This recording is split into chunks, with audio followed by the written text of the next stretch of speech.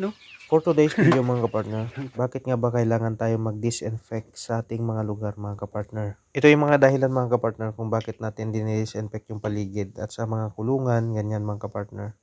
Tapos sa mga brooding, bago ilagay yung mga sisiw mga kapartner o yung mga manok. Ang ginagawa ko dyan mga kapartner ay dinidisinfect ko yung growing house ng mga chicks mga kapartner. Nag-spray lang pala ako ng pang disinfect dyan mga kapartner para yung mga microorganism dyan mga kapartner ay mawala mga kapartner. Gaya ng mga kuto ng manok, ganyan mga kapartner, baka may nakadikit-dikit sa mga pader, ganyan mga kapartner. At syempre mga kapartner, para mawala yung mga kung mayroong virus dyan mga kapartner. Syempre hindi natin maiwasan na pumunta-punta po dyan, galing tayo sa labas, pumapasok, ganyan mga kapartner.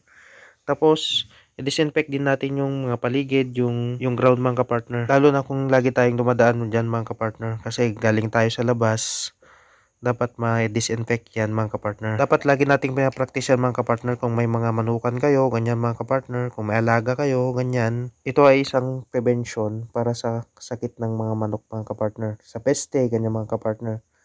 Lalo na kung may pumupuntang tao dyan sa inyo mga kapartner, dapat lagi kayong nag-disinfect po sa paligid nyo mga kapartner.